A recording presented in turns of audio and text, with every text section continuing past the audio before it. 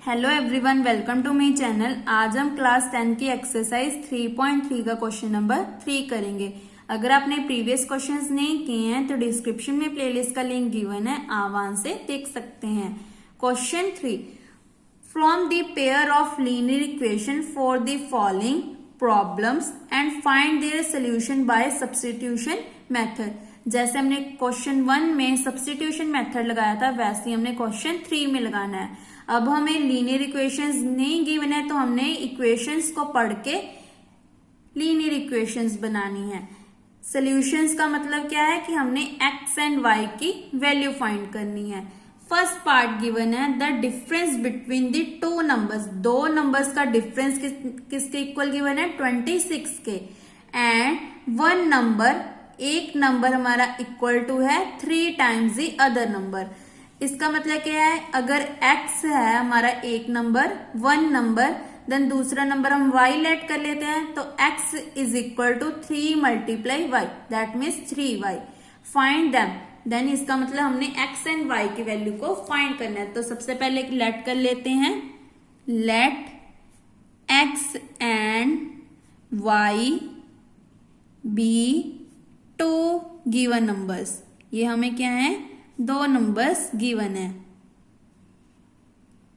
Now by the given conditions, bye the given condition,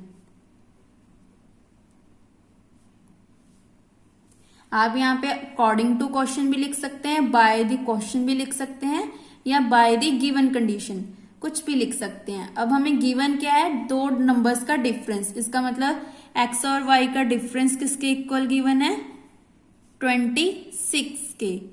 one number is equal to, इसका मतलब equal to 3 times 3 multiply other, 3 multiply y is 3y। तो ये हमारे पास दो linear equations आ गई।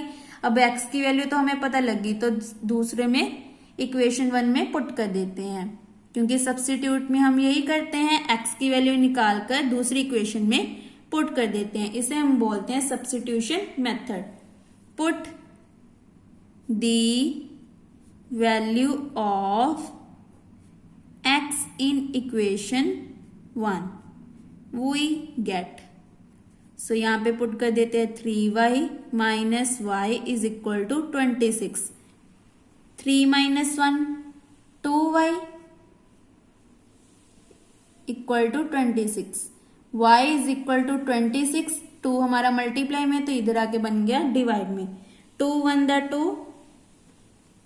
2 3 the 6, that means y की value आ गई हमारे पास 13। अब यहां पे पुट कर देते इक्वेशन 2 में। पहले हम y की वैल्यू को हाईलाइट कर देते हैं, सो इसको हाईलाइट कर दिया। अब y की वैल्यू इक्वेशन 2 में पुट कर देते हैं। Put y is equal to 13 in equation 2 we get x is equal to 3 multiply y। 3 3 is the 9, 3 1 the 3, तो x की वैल्यू आ गई 39। Hence the required numbers are 39 and 13। ये आप लास्ट में लिख सकते हैं, hence x is equal to 39, y is equal to 13। But हमें रिक्वायर्ड नंबर्स पूछे थे तो हमने रिक्वायर्ड नंबर लिख दिए। Second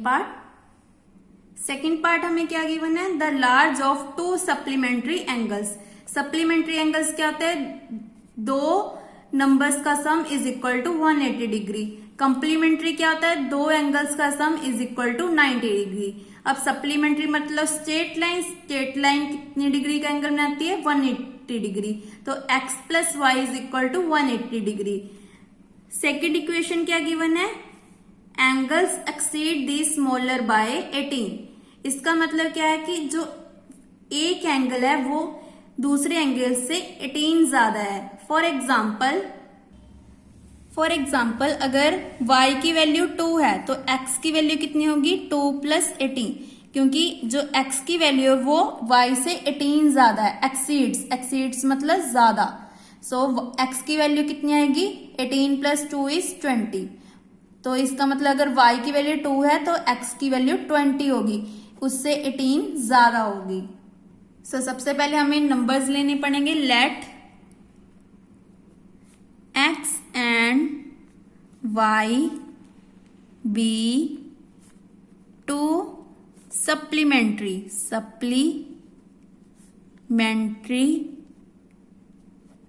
angles.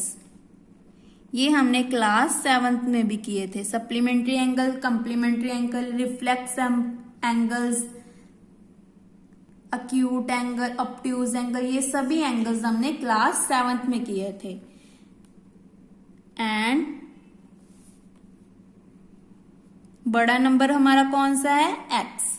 एंड लेट कर लेते हैं x B large angle, large मतलब बड़ा एंगल है। Now by the given condition, first condition क्या है कि दो एंगल्स का सम क्या है सप्लीमेंट्री मतलब दो एंगल्स का sum is equal to 180 degree. अगर कंप्लीमेंट्री होता तो यहाँ पे 90 डिग्री आ जाता। अब सेकंड क्या गिवन है कि अगर x की वैल्यू 2 है तो y की वैल्यू क्या होगी 20। दैट मीन्स x की वैल्यू y से 18 ज्यादा है, यहां पे डालेंगे डिग्री। सो फिर से हमारे पास x की वैल्यू आ गई, इक्वेशन 1 में पुट कर देते हैं तो इक्वेशन 1 को सोल्व करके y की वैल्यू आ जाएगी। Put the value of x in equation 1 we get. ये कौन सा मेथड है हमारा सब्स्टिट्यूशन मेथड। किसी एक की वैल्यू निकाल कर दूसरी में पुट कर देना, इसे हम बोलते हैं सब्स्टिट्यूशन मेथड। सो x की वैल्यू पुट कर देते हैं y + 18 degree plus y as it is equal to 180 degree. Now 18 हमारा क्या है कांस्टेंट, तो इसको राइट हैंड साइड ले आएंगे। y + y is 2y, 180 minus 18, 10 में से 8 गए 2, यहां पे रह गया 7, 7 में से 1 गया 6, 1 एज इट इज, तो 162 degree. y is equal to 162 degree. 2 हमारा मल्टीप्लाई में तो डिवाइड में, 2 1 = 2, 2 8 = 16, 2 1 = 2, तो y की वैल्यू आ गई हमारे पास 81 डिग्री। अब x में पुट कर देते हैं। Put the value of y in equation 2 we get. So यहां पे पुट कर देते हैं x is equal to y कितना है 81 प्लस 18 डिग्री, 1 + 8 इज 9, 8 + 1 इज 9, तो x की वैल्यू आ गई हमारे पास 99 डिग्री। तो इन दोनों को लास्ट में क्या लिखेंगे, hence the required angles are 99 degree 81 degree, क्योंकि उन्होंने हमें एंगल्स पूछे थे। Hence the required angles are x का एंगल हम पहले लिखेंगे 99 डिग्री एंड y का एंगल आया हमारा 81 degree. Third part, The coach of a cricket team buys 7 bats, 6 balls for 3,800। जो हमारा कोच है उसने क्रिकेट टीम में 7 बैट्स और 6 बॉल कितने रुपीज में खरीदी 3,800 रुपीज में। लेटर मतलब कुछ समय बाद she boys 3 bats and 5 balls कितने रुपीज में 7 1750 रुपीज में। Find the cost of each bat and each ball. इसका मतलब हमने कॉस्ट फाइंड करनी है बैट एंड बॉल की। एक बैट की कॉस्ट कितनी है और एक बॉल की कॉस्ट कितनी है। तो सबसे पहले हम लेट कर लेते हैं कि कॉस्ट हमारी कितनी है। Let the cost of one bat is equal to x rupees, क्योंकि कॉस्ट हमेशा रुपीज में आती है। And the cost of one ball is equal to y rupees. Now by the given condition या according to question, by the given conditions, so first क्या given है हमें 7 bat. 7 bat मतलब 7x एंड का मतलब plus 6 ball.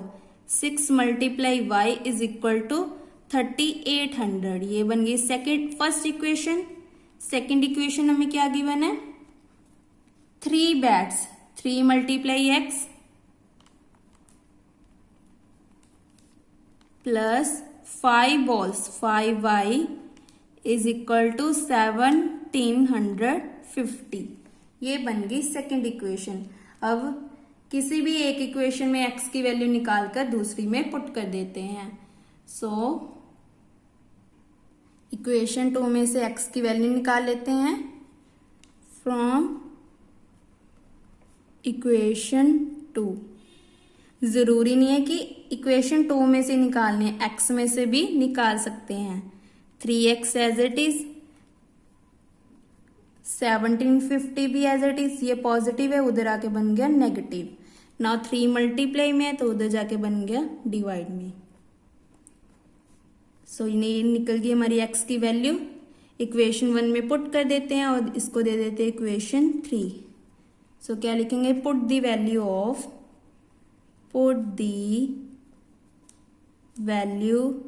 Of x in equation 1। तो equation 1 में हमने x की वैल्यू पुट कर देनी है। तो क्या आ जाएगी 7 मल्टीप्लाई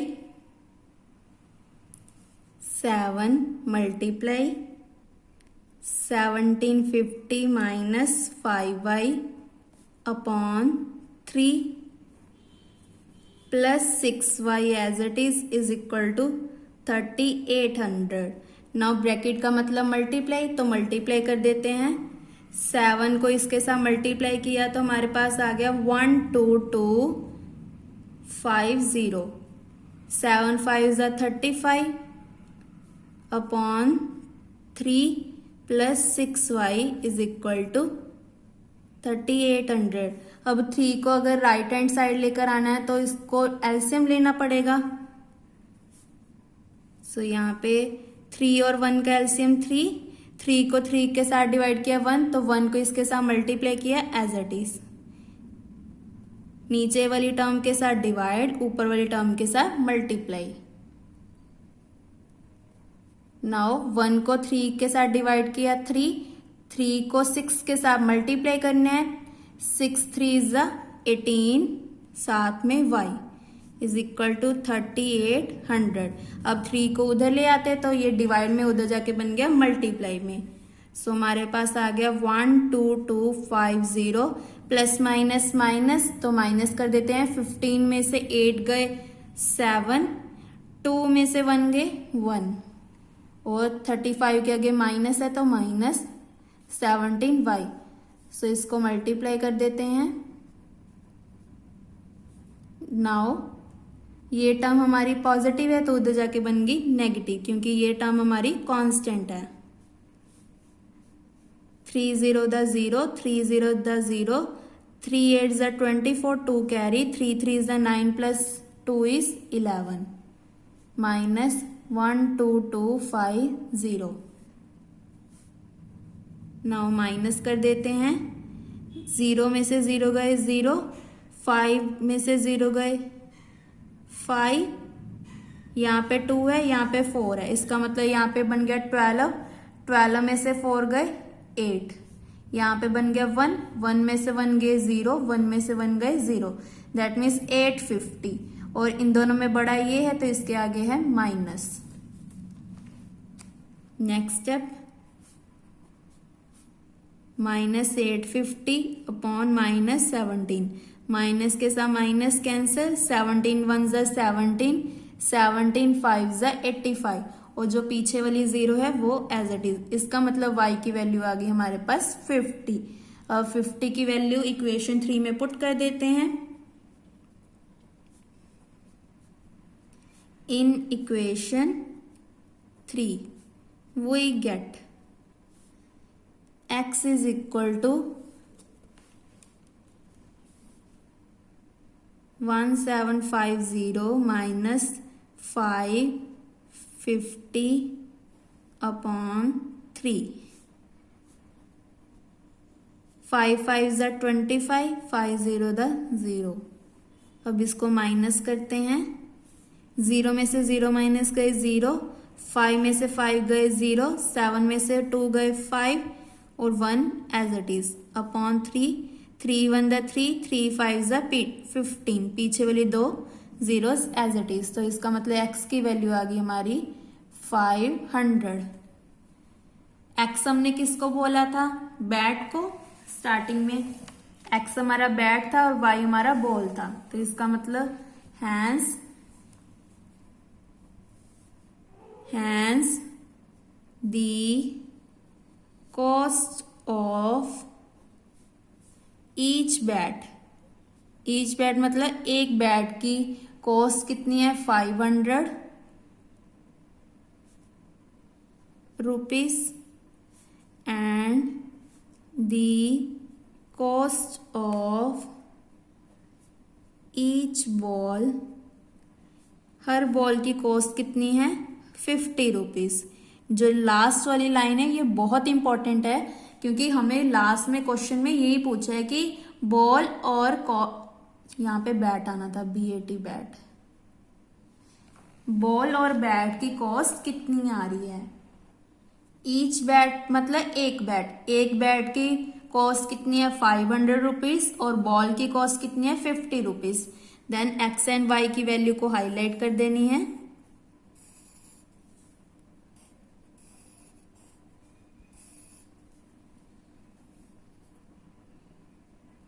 इसी के साथ हमारा थर्ड पार्ट कंप्लीट होता है। नेक्स्ट वीडियो में हम फोर्थ पार्ट करेंगे। Thank you.